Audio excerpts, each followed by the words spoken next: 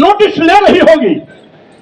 हम ये भी जानते हैं कि आज नहीं तो कल आपकी ताकत के सामने सरकार को घुटना टेकना ही पड़ेगा।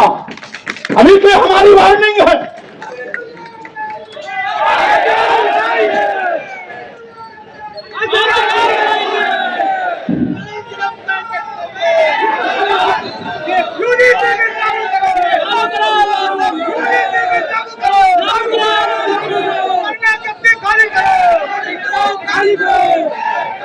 स्वाभाविक रूप से यूजीसी कानून लागू करो वरना कुर्सी खाली करो।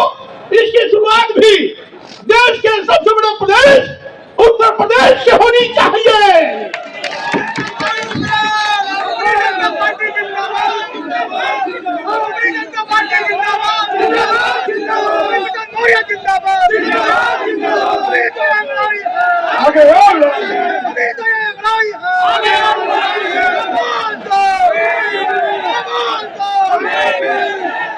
साथियों, मैं ये भी कहना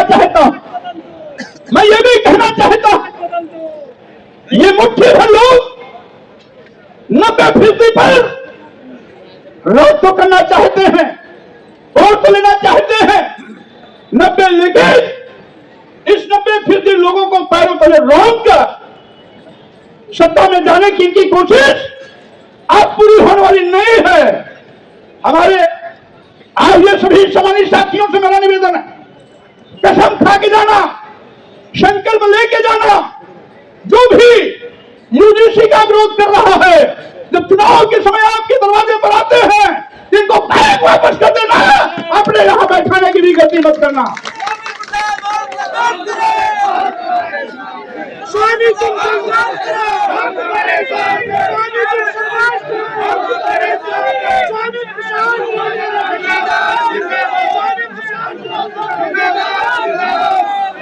साथियों, भारतीय संविधान निर्माता और डॉक्टर अम्बेडकर ने प्रतिनिधित्व कानून के तहत इस देश के SC/ST OBC समाज को आरक्षण का अधिकार दिया था। इसलिए दिया था कि समाज हजारों साल तक धन धरती शिक्षा सम्मान से वंचित किया गया था। हजारों साल से धन धरती शिक्षा सम्मान से वंचित समाज अगले समाज के साथ बराबर नहीं चल सकता था, क्योंकि अगली समाज के लोगों ने सारे के सारे कानून अपने हितों के लिए बनाए थे। SC/ST OBC समाज के लोगों को शिक्षा से वंचित किया, धन से वंचित किया, धरती से वंचित किया, सम्मान और स्वाभिमान से वंचित किया था। आज हम कोट नमन करते हैं इस देश के सामाजिक परिवर्तन के उन महानायकों को, जिन्होंने समय समय पर हमारे सम्मान और स्वाभिमान की लड़ाइयां लड़ी। संत कबीर, संत रविदास, गुरु नानक रहे हो या सामाजिक परिवर्तन के महानायक ज्योतिबा फुले, शिक्षा की देवी सावित्रीबाई फुले, फातिमा शेख, छत्रपति साहूजी महाराज, भारतीय संविधान निर्माता बाबा साहब अम्बेडकर, भीमराव अम्बेडकर, पेरियार रामास्वामी नायकर, नारायण गुरु संत गाडगे, पेरियार ललित सिंह यादव, राम स्वरूप वर्मा, शहीद बाबू जगदेव कुशवाहा या सामाजिक परिवर्तन के महानायक, महापुरुषों की विरासत, महापुरुषों की विचारधारा को घर घर जन्नत तक पहुंचाने वाले सामाजिक परिवर्तन के महानायक मानव काशी राम जी रहे हो। साथियों, मैं इन सभी महापुरुषों को कोट नमन वंदन करता हूं। मनुवाद की छाती पर, मनुवाद की छाती पर, मनुवाद की छाती पर, मनुवाद की छाती पर। स्वाभाविक रूप से आज इन सभी मनभागियों को अगर उनके द्वारा हो रहे उत्पीड़न, दुर्गति के चार को किसी ने लगाम लगाई है, तो सामाजिक परिवर्तन के इन तमाम बहुजन नायक और बहुजन समाज के महापुरुषों ने लगाई है। इसलिए हम अपने तमाम बहुजन समाज के मसीहा को कोट कोट नमन करते हैं। साथियों, बाबा साहब डॉक्टर अम्बेडकर का दिया हुआ भारतीय संविधान ये मनवादी दीमक की तरह एक एक करके चाटने पर उतारू है। आज फिर से भारतीय संविधान के लागू होने के पहले की हालात पैदा करने की कोशिश कर रहे हैं। यही कारण है जब से डबल की सरकार आई है आपको सरकारी नौकरियां देना बंद कर दिए, क्योंकि जानते हैं यदि आपको सरकारी नौकरी मिलेगी तो आप अपने बेटे बेटियों को, भाइयों को, बहनों को doctor, engineer, professor, advocate, IAS, IPS, वैज्ञानिक बनाने का काम करेंगे।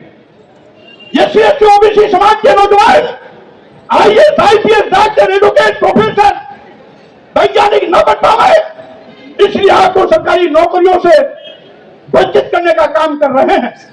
यही नहीं साथियों, आपको गरीब लाचार बना रहे हैं।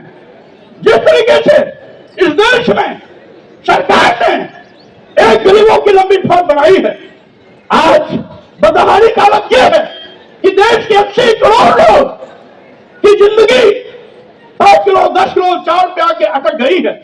आखिर सोचिए, जिन 80 करोड़ परिवारों का जिंदगी 5 किलो 10 किलो चावल पर चल रहा है, क्या आप अपने बेटे बेटियों को विश्वविद्यालय में पढ़ाने का सपना कभी देख पाएंगे? क्या आप अपने बेटे बेटियों को doctor, engineer, professor, advocate, IAS, IPS, वैज्ञानिक बनाने का सपना कभी देख पाएंगे? कतई नहीं। इसलिए मैं कहना चाहता हूं साथियों, इसलिए मैं कहना चाहता हूं बहुजन समाज आज फिर से इस जनजातीय अत्याचार के खिलाफ आवाज बुलंद कर रहा है। और यही नहीं, आज भारतीय संविधान के अनुच्छेद 14, 15, 16, 17, 18, 21 और 21 के अंतर्गत जो समानता, गरिमा और शिक्षा के अधिकार व क्षमता की भावना को संविधान रास्ता प्रशस्त करता है, ये उसको रोकने के लिए कोशिश कर रहे हैं। अभी तो सरकारी आंकड़े आए हैं, सरकारी आंकड़े के मुताबिक एक साल में लगभग 13,000 भेदभाव के मामले आए हैं, जिसमें एससी, एसटी, ओबीसी के छात्र छात्राओं को शोषण दुर्गति के चलते, भेदभाव के चलते आत्महत्या करने के लिए मजबूर होना पड़ा है। यही नहीं, बड़े पैमाने पर यह रिकॉर्ड है एनसीआरबी की, ये रिकॉर्ड है इंटरनेट क्राइम कंप्लेंट सेंटर की, जो जातिगत भेदभाव होने का सबसे बड़ा उदाहरण है, जीवंत मिसाल है। यही नहीं साथियों, आज आपने बुलंद हौसले के साथ जिस तरीके से आपने यहाँ पर हाजिरी लगाई है, मैं कह देना चाहता हूँ, ये सरकार यूजीसी कानून लागू करेगी, अन्यथा कुर्सी खाली करने पड़ेगी, कोई कानून नहीं करेगी। लागू करो, लागू करो, लागू करो, लागू करो। साथियों, हमारे तमाम सामाजिक कार्यों से जुड़े हुए लोगों ने भी अपनी हाजिरी देकर के आपका हौसला अफजाई किया है। समयाभाव के चलते हम उन साथियों को समय नहीं दे पाए। भाई मुकेश गौतम जी, भाई मान सिंह अशोक जी, भाई जयराम गौतम जी, भाई राजेश यादव जी, भाई सुरेंद्र सैनी जी, जो अपने विचार यहां रखना चाहते हैं, लेकिन समयाभाव के चलते, क्योंकि प्रशासन ने 2 बजे के बाद ही हमें समय दिया था, जिसके नाते हम 11 बजे से कार्यक्रम करना चाहते थे, नहीं कर पाए। शासन के प्रसार अनुमति के चलते ही 2 बजे के बाद ही हमें कार्यक्रम की इजाजत मिली थी। लेकिन मैं कहना चाहता हूं साथियों, आप इस मैदान को जो पिछले दीवार तक नीले झंडे से आपने पार दिया है, इसके लिए अपनी जनता पार्टी कार्यकर्ताओं को मैं बहुत बधाई देना चाहता हूं, शुभकामनाएं देना चाहता हूं।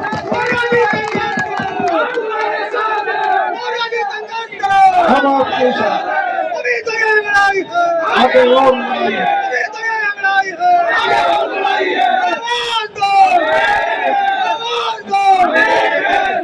हमें मालूम है कि बहुत से साथियों की ट्रेनें भी 4:30 बजे के बाद से शुरू हो रही है। इसलिए मैं बात को लंबी न करते हुए अपने राष्ट्रीय महासचिव सुप्रीम कोर्ट के एडवोकेट सादात खान जी को वो ज्ञापन महामहिम राष्ट्रपति को उचित माध्यम के माध्यम से पहुंचाने का काम करेंगे। और साथ ही साथ आपके इस बुलंद हौसले को फिर से सलाम करते हुए बहुत बहुत धन्यवाद, बधाई, शुक्राना देना चाहता हूँ। इसी जोशी के साथ अपनी जनता पार्टी जिंदाबाद, जिंदाबाद, जिंदाबाद, जिंदाबाद, जिंदाबाद, जिंदाबाद, जिंदाबाद, बहुजनों के सम्मान में आप इस कार्यक्रम को कामयाब बनाए हैं, उसी अनुशासन के साथ आप अपने घरों को वापसी भी करेंगे। स्वामी प्रसाद मौर्य बदलाव का वक्त होगा। आपकी जनता पार्टी का संकल्प है कि वो भारतीय जनता पार्टी जो SC OBC के साथ धोखा कर रही है, अपमानित कर रही है, हकों पर डकैती कर रही है, जनता का अत्याचार कर रही है, उस भाजपा को उत्तर प्रदेश से चोपड़ा साफ करके बाहर का रास्ता दिखाना है।